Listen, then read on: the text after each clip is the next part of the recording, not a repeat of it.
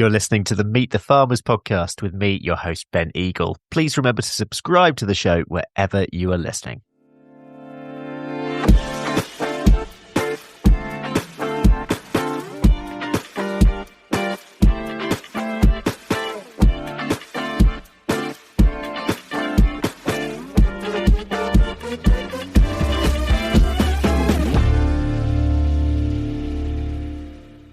Hello and welcome to episode 282 of the Meet the Farmers podcast. I'm Ben Eagle, and today we're diving into a fascinating research project that could shed light on some of the biggest concerns in farming today. Claire Ottridge and Marie Charles from Grounded Research are surveying hundreds of farmers at the moment to uncover what's really keeping them up at night. Farming, as we know, is full of uncertainty, certainly at the moment, whether that's policy changes, market pressures, succession planning, of course, or the ever-changing climate. There's lots to have on our minds, but what are the biggest concerns? And something I'm interested in is, do different demographics, I suppose, within farming see things differently?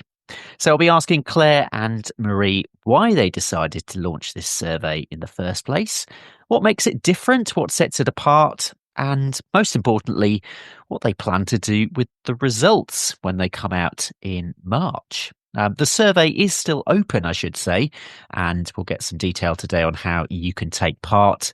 But let's find out what insights they've gathered so far. Claire and Marie, welcome to Meet the Farmers. Thank you for coming on. Where should we start? Claire, do you want to start by telling us, I suppose, what inspired you to launch this survey and whether there was a particular gap in understanding you wanted to fill? Obviously, there's lots going on at the moment. Yeah, so I mean, this one, we wanted to do something independent because a lot of the time we work with pretty much every acronym in farming. And we just felt that while all these projects were looking at very individual topics, no one was really giving that bird's eye view of what was affecting who, when, where, and why. And we'd get a lot of questions on, why don't farmers care about insert pet topic here? So whether that's climate change or whether that's investing in XYZ. And we know, because we speak to thousands of farmers every year, why they feel the way they do and do what they do.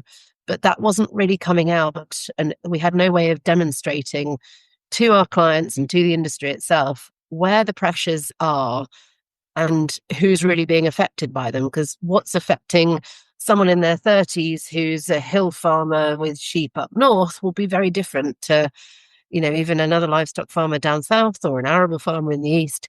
And there was no real way of understanding that. And a lot of the challenge came from just the numbers. So very few organizations have got the ability to survey this number of farmers because they just don't have the cost, the budgets available. So we thought, well, we're in a unique position. We have a farming panel of over 1,000 farmers. We think this is a really good way to, ask them to point their friends in our direction, reach out to our partners, and really get as many responses as we can to give it some weight and robustness to the figures to be able to explain what's going on in farming. Okay. And starting with that, what actually is keeping you up at night? Marie, going into this, how open-ended were you in terms of what you were trying to gather? So were you in listening mode, I suppose, from the outset in terms of to draw out those themes, or did you go to the farmers initially with some set themes in mind? No, so it was very much an open-ended question. So we literally asked them what keeps you awake at night, and they could write as much as they wanted. So there was we didn't guide them in any way. So there was no drop-down menu trying to select any option. It was very much what is keeping you awake at night in your personal experience. What are you struggling with at the moment? What might you be excited about? Anything on your mind, just basically tell us. That was the nice thing about it, because there was no prompting. I think a lot of farmers appreciated the fact that we just asked some demographic questions to be able to work on the analysis of it. What I've been really surprised at is how much they've written. Normally you get 5 or 6 words if you're lucky. We've had many, many more than that essays back, which have been somewhat harrowing sometimes, somewhat sort of inspiring. But the real standout is the diversity and how different everyone is feeling about everything. Yeah, it's an amazing thing, actually, isn't it? The sort of the whole approach of listening, which I mean, we find on the podcast as well, that actually when you're in listening mode, it's incredible actually what people say. And actually, that's interesting that you're saying that you've had like lots and lots of information from some of the responses, because this kind of opportunity often actually doesn't really come along. I'm interested, sort of, I suppose, in some of your other work as well. Really, in comparison to that, are you more targeted with that? So that's what really makes this different, is in that it is the open-ended nature of this. Yeah, I mean, that's why we decided to launch with it, is to keep it as top level as possible. We go right down the rabbit holes on integrated pest management and biostimulants, and it's kind of taking a deep dive before you've really even drawn breath on what else is going on. And I just don't think there is the ability to horizon scan like this in agriculture, because everything's got to be, it's a really hard audience to access to start with, and everything has to be so targeted and so delivered on budgets at the moment. Yeah. So have you noticed any trends that have been surprising? Any particular insights so far? Obviously, the survey is still open, so there's still get the data to be gathered. I mean, I don't think there's been any surprising trends that have come out, but what would be interesting, especially when we get on with analysis, is better understanding which themes come from which people. So generation-wise, farm type, location in the UK as well. Where does that differ? Are there some themes that we can actually see how people are getting on around the UK, really? I mean, I think from most of what I've gone through in terms of the data we've gathered so far, there's not that much positivity around. I don't know, Claire, if you would say the same, but there's just a lot of concern in the industry. Some worries are very personal, whether it's family issues. Some are just more broad and global, things like, government decisions, the weather. That's obviously something that they can't control, and that affects them, to be honest, every year. But also, things like passing from to the next generation, having to think about input costs, inflation. There's so many factors that affect farmers, and the bigger the factors are, the more impact they're going to have on them, and the more worry they're gonna be going through, really. So, I think what made this one really interesting is obviously we had no idea that the inheritance tax announcements were coming, and we watched this a couple of weeks and got a couple of hundred responses prior to those. So I was annoyed because I felt like the government had ruined my data set. But actually, how it worked out was we just decided to extend and make it a longitudinal study where we could then examine how those attitudes, sentiment, and perceptions changed as the dust settled. So obviously, inheritance tax was a very big issue that was felt by a lot of people. And what we're seeing now is it's still an issue, but how people are planning for it and where their priorities may have shifted slightly is anecdotal at this stage. But at the moment, just reading through some of the responses, prior to the announcement, there was a lot of things happening to them on an individual level. Then there's a big spike around inheritance tax. But following that, I've really noticed a more national looking approach on things around sustainability, climate change, what's happening for the next generation. So there's a potential opportunity there for farmers to kind of look more long term. And I think there's opportunities that have come because they're being forced into planning the sort of the succession of the farm in a different way. How that actually plays out, we won't know until we do the analysis. But lots of people have said, oh, it's just all about inheritance tax, isn't it? And actually it's not. It's, 60, 70% of the conversation doesn't include that, even with the inheritance tax spikes. So I think once we get crunching things, it's going to be really interesting.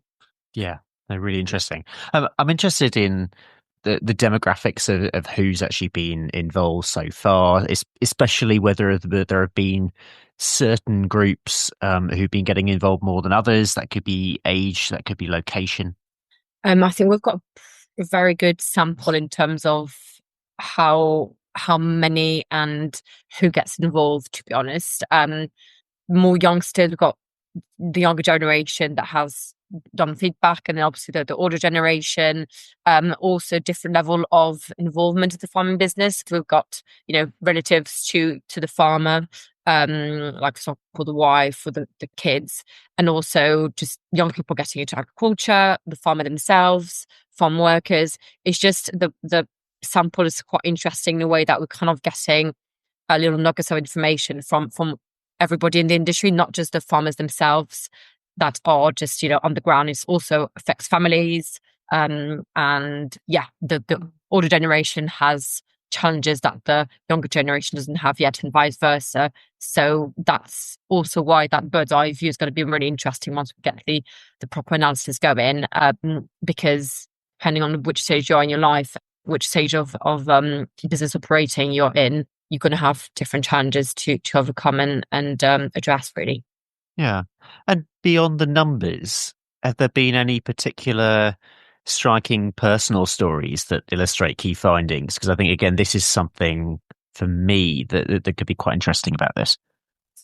I mean, as a former marketer turned researcher, there are some it's a gold mine of nuggets. And I think this is where we really wanted to work hard to bring out the stories, not the stats, because it's very easy to read a stat to say X percentage of farmers will be impacted by X, Y, Z. But when you actually read the stories of how they're being impacted, what that is on a personal, a physical, or a business level, it really brings it to life in a way that makes it a lot more relatable. And that was really the point of this. Is farming is often seen in its own little bubble, and it's a little bit of an echo chamber. What we're doing is aiming to bring really relatable stories to the fore, because for a lot of people, they don't understand the sector, especially, your average consumer doesn't understand and doesn't really understand why it's a big problem to have inheritance tax, for example. And we've seen that where we've had some social media conversations as part of the promotion of this survey, where you kind of get a couple of people saying, you should be taxed. Everyone else is taxed. Why aren't you? And I think we could be in danger with the rhetoric that's out there at the moment of losing public support for farmers, because there's just not that understanding of what they're going through. And I hope that we can in some way use this to explain it a bit better, both in the industry and external. I think this is absolutely key in terms of recognizing what sentiment is like beyond the farming community, isn't it? And there is a huge danger, I think, in the various campaigns that are going on, certainly in relation to inheritance tax, that side of sentiment isn't actually taken into account in that way, that actually we say, this is what we want. The issues are obvious, aren't they? And then you go ahead and you bulldoze what you think in itself. What you're saying here is actually that it's far more subtle about this, and you have to be in listening mode as well. Absolutely. And I think the real stories we know from, there's enough research out there that says stories over stats all day long work in terms of helping understand and helping paint a better picture of what the realities are. In terms of who you'd like these results to go out to when they are eventually published, who do you think is going to be most interested in this? Obviously, internally, a lot of farmers are going to be very interested in the results, but how could these results be used? I think how we report will play a big factor. And apologies, Marie, but Marie's got a big old crunching job to do, working our way through them. How we present the results will be different depending on the audiences. So I think this will be a really valuable resource for charities to understand, and for farmers themselves to see that they're not the only ones living and going through what they all are at the moment. So even just being able to see that there's a whole load of people just like you having the same problems is going to be quite powerful. I would like the industry to take a step back and communicate better with farmers. Shouldn't just be one big umbrella. You should be able to target your audience much better. Everybody else outside of farming manages it with their audience targeting. Agriculture's terrible. And I think also for the sort of the wider consumers, if there's anything we can do that's going to demonstrate and explain why the situation is difficult, why we need to care about where our food comes from, why we should be valuing our food and the people that provide it, then I'd hope that it can go some way to doing that as well. Off the back of that, you've then got all of the concerns around climate, food security. All of the answers are in these stories. Yeah, no, I think that's basically, and I think something that's very key as well to try and get across. And I think it might come down as well to the fact that, and I'm French, so I know that farmers in France protest a lot. And the thing is, in the UK, farmers don't really see of protesting against government decisions. In France, there's been quite a lot of protesting recently around trade agreements with countries. Yep. And imports from countries that produce food at the low quality that French farmers do, and yet they're allowed to flood French markets with products that have been grown using chemicals that we can't have in France, etc. I feel that in the UK, farmers haven't really raised their voice on things like that as much as they could have. And because of the inheritance tax debate, there was just a cherry on top, and they went out there and never really protested against. And I think what Claire was saying about the danger of the British consumer to understanding where farmers are coming from is that they might just see farmers as being, obviously they're rich, got lots of land, but what they don't understand is that they are asset rich but very cash poor. And farmers do struggle, for a lot of them, to make a profit, especially after the subsidies have been taken off them. And it's that conversation around, because of production, if you're a farmer, most of your life would have been revolved around farming. It's all you know, it's all you've done. And just saying, oh, you can just sell the farm. Well, okay, great, I can sell the farm. I'm 45. What am I going to do once I've sold the farm? What?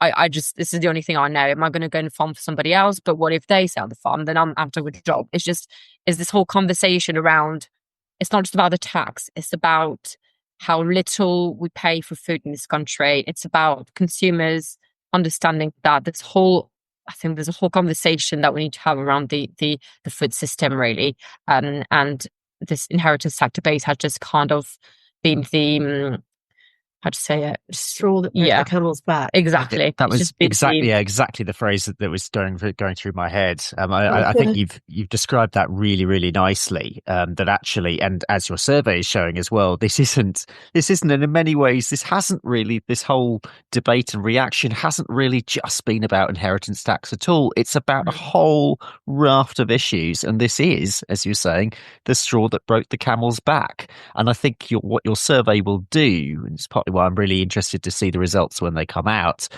is that it will outline these, but it will it'll almost put the person behind that as well. It'll put the personality behind it. It'll put those individual stories behind that context of everything that is going on and everything that farmers are having to deal with at the moment. The big thing for me, Ben, is how we represent the farmers that have taken the time to contribute to the survey. And I think there is a perception that a farmer in his dungarees, sitting in his open-top tractor on a nice sunny day, chewing a bit of corn, is kind of how people perceive farmers. Yep. And it's just not the case. They're articulate, their understanding of global conditions, their understanding of geography, and they're really, really in-depth, considered responses that we just haven't seen this level of understanding in other surveys that we've done, just because we haven't given them the opportunity to talk about things that they're really passionate about. So I should probably enter at this point that Marie and I are slightly biased, I'm a farmer's daughter and she's married to a farmer. So it is, and that's kind of where grounded research comes in. We feel like we've got one foot in the understanding of the farmers and one foot in the understanding of consumers, because we do a lot of food supply and consumer research as well. So we get it from both sides, but there is an element of we both went on the protest. Yeah. So the survey is still open. So how can our listeners take part? Where do they go to fill it out? What do they do? So you can either go direct to our website, or if you type in grounded research, what keeps farmers awake at night, it'll take you to the information page. And I'm sure that there will be a link that we can give you to share in the show notes. Yeah, no, of course it will be in the show notes. And is it just a bit how long does it take to complete? What kinds of questions can farmers expect? Really basic questions on how big's your farm, where's your farm, ticky boxy stuff, so that we can do some analysis on it. And then it's just that one question: what keeps you awake at night? So it shouldn't be more than 3 or 4 minutes. Brilliant. And is it just UK farmers at the moment? Can others get involved?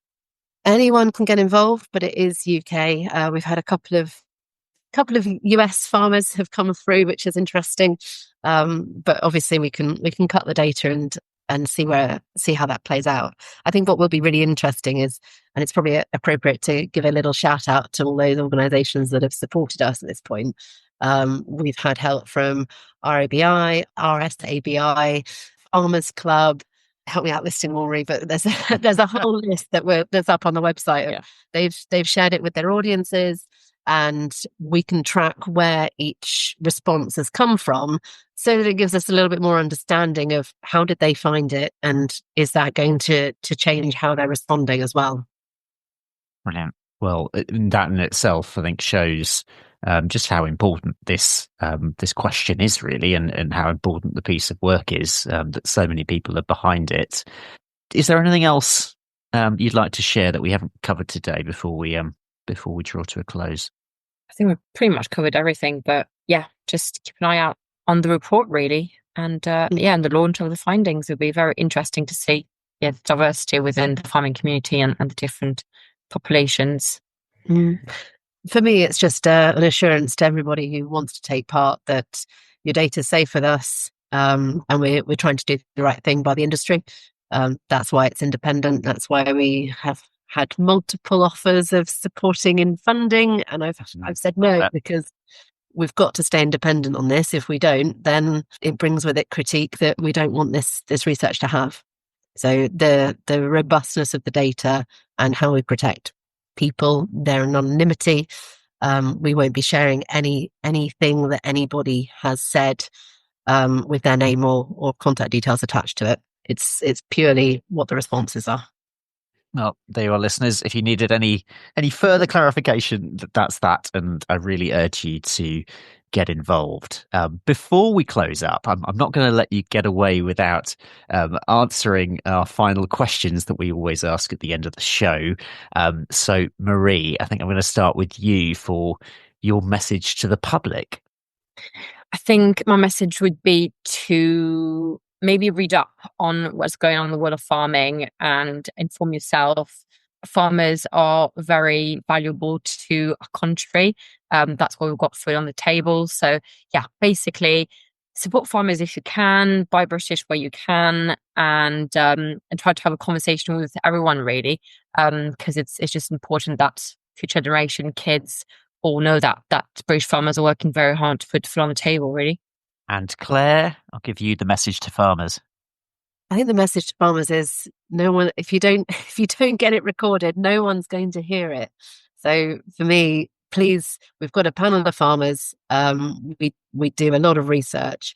If you've got an opinion that you want included, please join, and we hope to be in touch with you about something that you really care about soon. And we do pay them for their time. Excellent. Well, thank you so much for that. We will leave it there. But Claire, Marie, thank you so much for coming on Meet the Farmers. Thank you, Ben. Thanks for having us. Thanks, Ben. that is it for today. A big thank you to my guests, Claire Ottridge and Marie Charles, for coming on the show.